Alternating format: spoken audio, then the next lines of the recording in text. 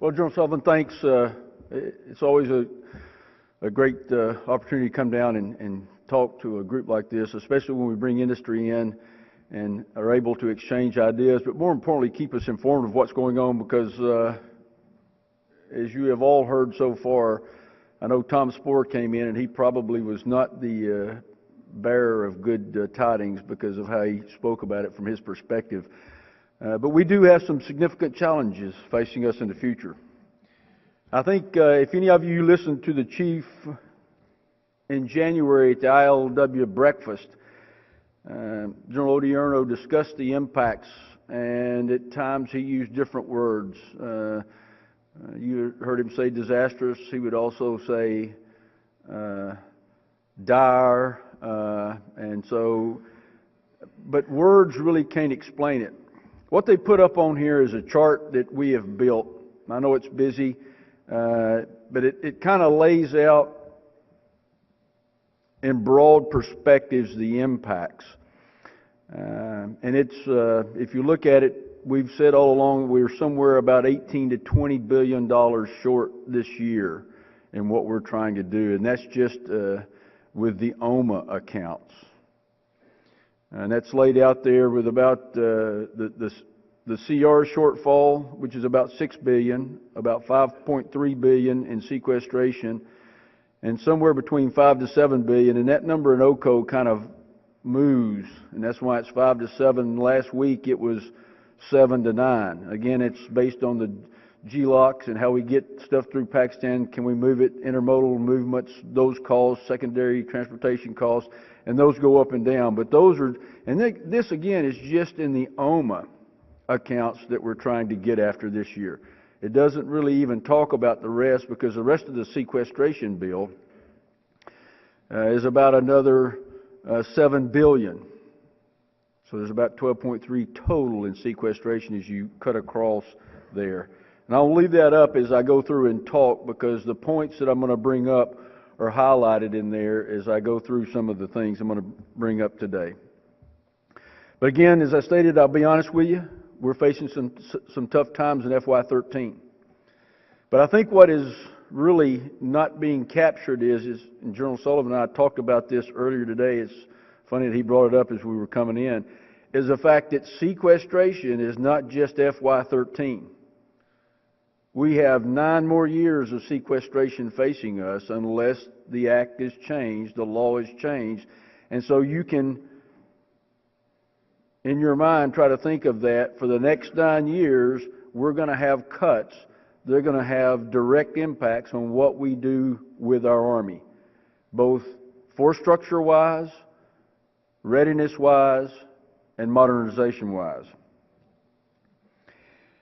On the end strength, you know that we're already coming down from about 570 to 490. Now, what a lot of people don't realize is that part of that drawdown or dollar cuts associated with it that were already enacted in the Control Act of 2011. You know, there was about $480 billion that was given to DOD that we have already taken into account before we even got to sequestration or the continuing resolution. So as we look at that, we were going to have to ask ourselves, I know it was earlier, the panel earlier, we're talking about some of the costs you could save maybe if of your personnel, if you're bringing them down. Everything above 490 is paid for with OCO dollars.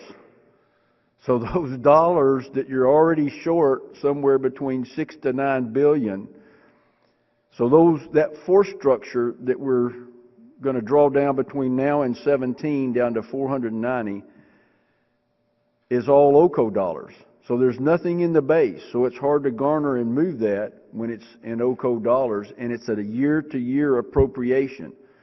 And that's something that we have to wrestle with Congress every year to cover those in-strength costs above 490, which includes the AUSA dollars associated with that in-strength. So that's a fight that we fight every year. So with sequestration, we're going to have to take a look at our force structure. And as you can imagine, we're running all kind of drills. Is 490 it? Well, I think we have to be honest with ourselves that we're not for sure that 490 is it. It kind of depends on what the final outcome of sequestration is, final outcomes of CR, and then how long really does sequestration go? Is it really going to be 10 years? Then we have to take an honest look at our force structure, because the three-leg tier of modernization, readiness, and force structure, you have to ensure that you have a balance across all three of those, or you are at risk of creating hollowness in one of those areas or across the entire Army. By 17, we're going to downsize the Army from 45 Bcts to 32 Bcts. Now, yeah, they're going to be restructured Bcts. Those brigade combat teams are going to have an additional maneuver battalion in them. But we are bringing the total number of Bcts, and there is some manpower reduction associated with that as you reduce headquarters. Not a lot of equipping, because most of that equipment is, again, those battalions are being reorganized and increasing the 32 Bcts.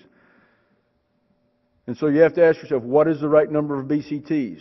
So that's what we're looking at in force structure. But it's also not just within the active component. If we look at future cuts coming down the road, we all know that it's going to be across all components, and it has to be. Active, guard, and reserve. We have to be able to manage that to where we have a force that can meet the commitments and the contingencies, and at the same time we can afford, and one that we can train and make ready. On the readiness side, you'll see up there in the yellow on the $6 billion CR shortfall. Right now, with where we are only going to sustain readiness for our OEF, the next deployers, the Korea Rotational Force, and the Division Ready Brigade. All other brigades in the Army, the remainder of this year, and by the end of this year, going into first quarter 14, we'll be moving towards T3 and T4 when it comes to training status. You'll see over in the red with the sequestration lined up with the yellow, the top line says it reduces the readiness of greater than 78% of the non-deploying brigade combat teams. Those are the impacts of what CR and sequestration are going to do to us. We're canceling now. The slide is a little bit outdated because of some of the changes. It says 4 of 6 brigade combat team training centers. Now we have canceled all but 1 BCT rotation. That's for the next deploying. So, I mean, these are some of the decisions that we're having to make now with the unknowns, and again, beyond just sequestration, it's the continuing resolution and the OCO shortfall we have to manage the cash that we have to pay those bills. Part of the other aspect is reducing depot maintenance. We're going to cut depot maintenance and delay equipment readiness for 6 divisions. We're going to halt the reset of 1,000 tactical wheel vehicles, 14,000 commo devices, and 17,000 weapons, and extend that over the next 3 to 4 years. All along, we've said that when we finished in Afghanistan, that we would probably have somewhere between 2 to 3 years of reset to get our Army back to where it needed to be to bring the equipment back to a level. Well, now with sequestration, we're going to push, and that means that we won't be able to reset in 2 to 3 years after we bring the last forces home. We're also taking a look at curtailing a large amount of our professional military education classes to only those that are promotion-tied requirements. So a lot of those courses where we have, in the past years, created a more professional enlisted force, non-commissioned officer force, and officer force, we don't have the luxury of doing some of these, and so we're taking a hard look at how we pare them down to where we're really only going to send those non-commissioned officers and officers to those courses that are promotion related. So you can see those impacts are going to be hard as we move forward in the future on our force. On modernization side, we're going to extend the timelines of our modernization programs. Just for example, I mean, if you look at the aviation fleet, the CH-47 will be pushed by a couple of years. We're trying to also get the multi-year contract for CH-47, which we won't be allowed to do under the continuing resolution, which equates to, you know, hundreds of millions of dollars of savings if we could execute that multi-year contract, but we're not going to be able to do it. So it's going to be a challenge. The Apache fleet is going to be extended by 3 to 5 years. The Black Hawk fielding is going to be extended by 3 to 5 years. So as you can see, all of these fielding programs are being pushed. That's what we're doing. We're just pushing the final year of when we would complete them out into the future. And that, again, doesn't mean that you still don't need the dollars, but it does, at the end, cause the cost of those programs to go up as you try to renegotiate contracts and do things to meet that. Under the continuing resolution, we're not going to be able to do any new starts this year, any new contracts, no program expansions, and no new technologies will be added to counter the threats that we're picking up in theater.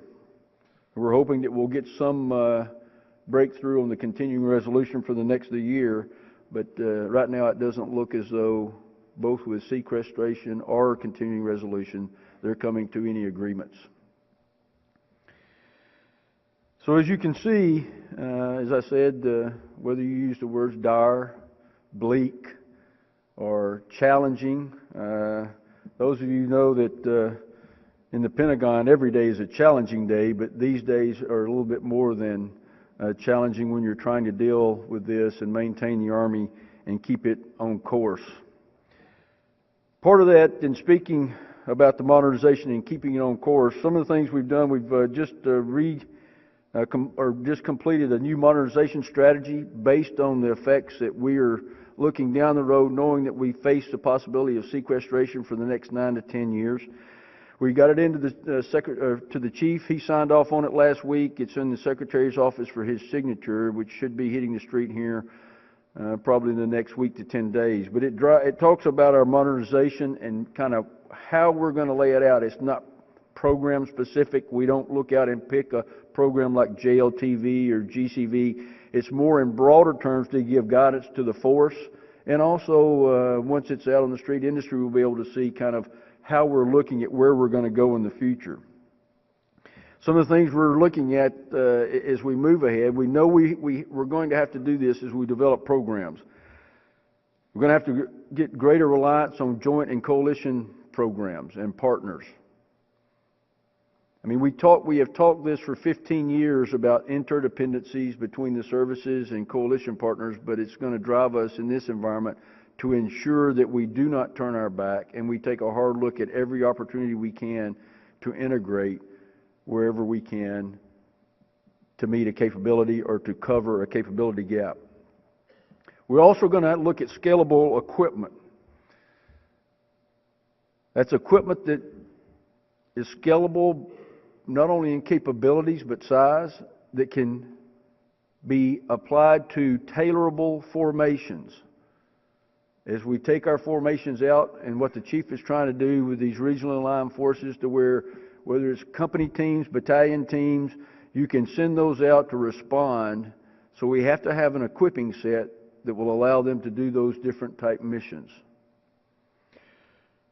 We're also looking at staggered modernization. I guess you'll ask, what is staggered modernization? You know, as you get into times where you don't have the dollars that you need, you may not be able to take those long-term approaches of 9, 10, 11, 12 years of development.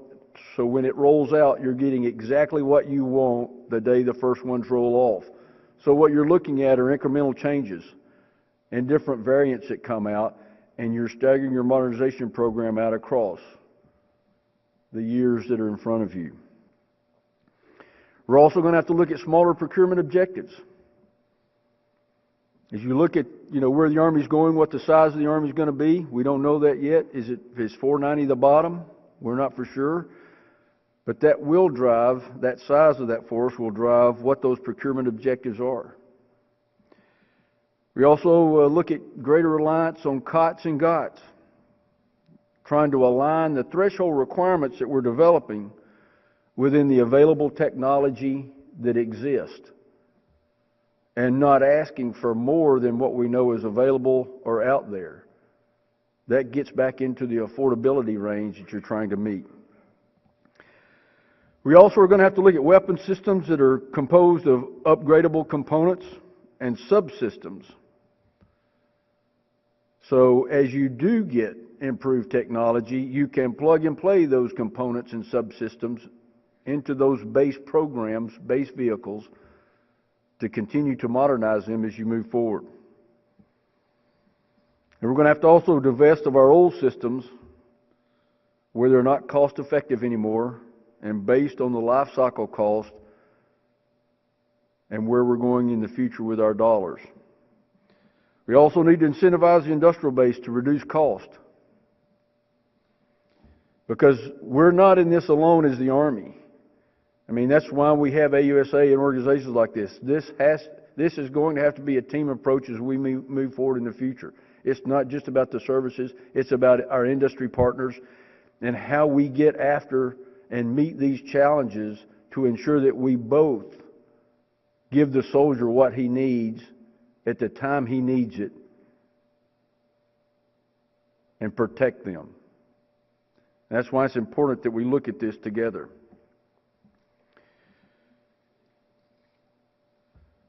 So if you look at our modernization, there's a couple things, terms in there that we're going to use: versatile, scalable, affordable, and cost-effective. And I'm sure you've heard those terms, and myself growing up in the Army, you always hear those, but I will tell you that all of those terms have a different meaning today than they had 8 years ago. A different meaning than they had 12 years ago before we went into this current conflict that we're in. So from the sustainment side, lower O&M cost. We've got to get those. That gets back to Jim Pillsbury talking about the conditions-based maintenance. All those things that we can do to reduce those O&M costs to save us dollars, we've got to ensure we do that. We've also got to optimize our training. As you know, the dollars you have available, if you want to protect your programs, we always go after training dollars. Those are easy to pull away from units, and you can see the impacts on the slide. A lot of training impact of what we're doing.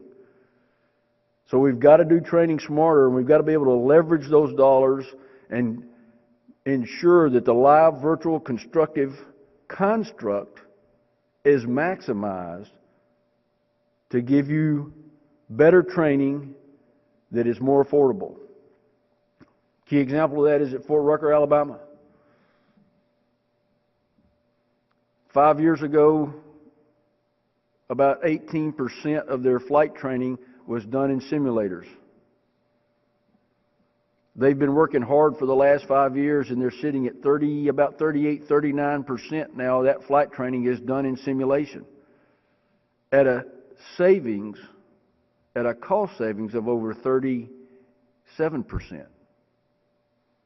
I mean, that's the mindset that we've got to get in. So we've been working at this for several years, but we've got to get the entire Army behind that. And then on the force structure side, we've got to ensure that we have the tailorable formations, but we also cannot allow the force structure, because of the way the dollars are, to be the bill payer to meet those bills. Because we know we have requirements based on the defense guidance of what we've got to do, which drives us to a force structure. So we have to ensure that we don't allow that. Because as we look down the road, our future force, the investments we make today, and how we change the way we do business will ensure that we have a future force that can meet our nation's needs and requirements. That's why it's important to get after that. So the bottom line is, we were looking at I say me, because as I look at the programmatic budget and how I look at things through about 3 different lenses. One is through cost. and making cost-effective decisions with the force in mind that is trained and manned and equipped to meet those requirements that we're given. Then through a decisions lens, those decisions we can make now or have to make now versus those decisions that we can push down the road a year, 2 years, 3 years. And you have to look at it from that perspective, because as you take a 5-year, not just only a 5-year programmatic look, but you've got to also look at the extended program as you're looking out 10 or 15 years. So we've got to look at it from there. And then lastly, from the risk. We've got to be able to lay and evaluate the risk out for the decisions that we're making, not only because of the monetary implications we have, but what they will impose on our force and our leaders as we move forward. So I'm going to close by telling you that, are the times tough? Yes. But I will also tell you that because of those of you, as I look out and see a lot of great retired folks here, a lot of great industry people here, a lot of coalition partners here, we've been in tough times before. The glass, in my mind, is not half empty, it's half full.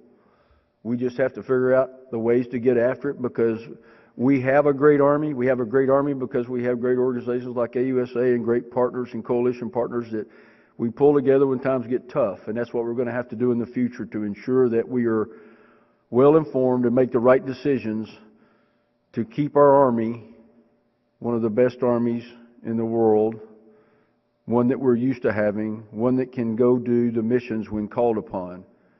And we're going to, with the help of you and others, we will continue to do that. So with that, I'll open up by a few minutes. If anybody wants any questions, I'll try to answer them.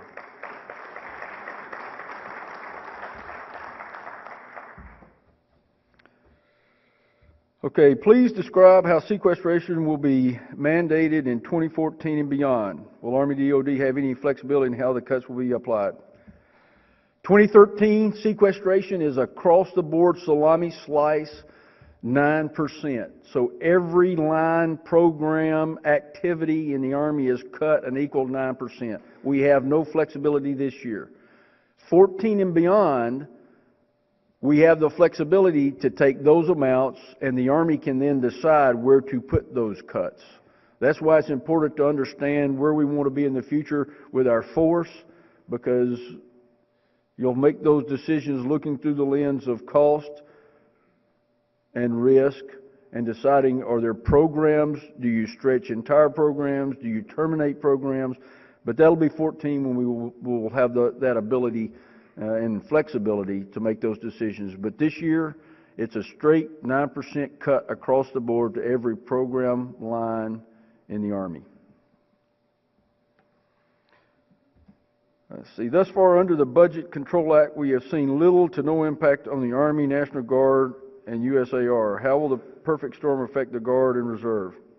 Now, I will tell you that it is affecting them. What you don't probably see are the numbers. We probably haven't done a good story of laying that out that's getting in there. But I think if, I don't have the 50 states, but I'm sure you've seen what the Army did across the 50 states. If you take those 50 states we laid out by state, it had the Guard and Reserve impacts because, for example, we notified Congress on Wednesday of the furlough, our plans to do a furlough. We did that congressional notification on Wednesday. 30 days from now, after we're done with our bargaining, we'll then make announcements to the employees looking for somewhere in late April to start the furloughs of our civilian workforce. The National Guard and Reserve are part of that, and every state has mil techs that are part of those furlough actions that are going to happen. So it is across the board. They're probably just not as good. Even the MilCon, reductions in MilCon at facilities, I mean, it's across the board. They're taking those cuts. We consciously decided, we did it state by state, and we didn't do it by compo, but we do have compo charts that show how each compo is being impacted. Okay, why is it not realistic to accelerate the reductions in manpower to 490 to avoid burden on OMA and MPA?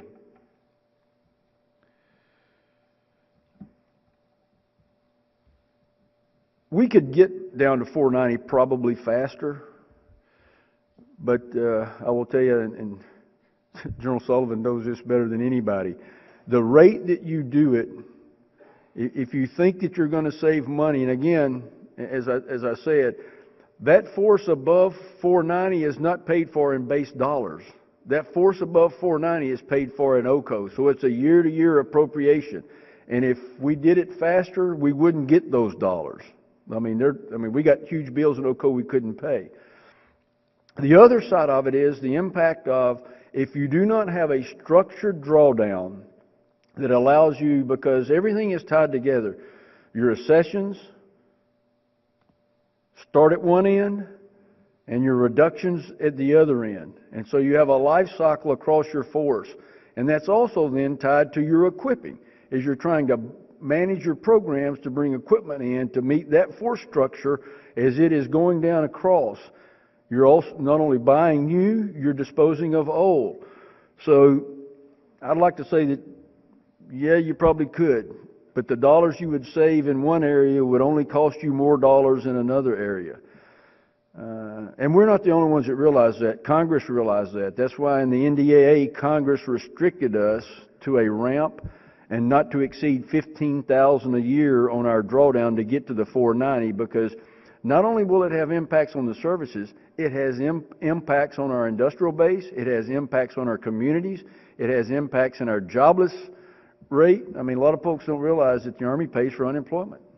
We put folks out. We're just like every other entity business. We have to put money into the unemployment account when we put soldiers out of the Army. And that's something that you don't have a program for, so you have to do that. So, I mean, all this is tied together. So, on face value, at times it does look like it would help you to speed up and get to that 490 quicker.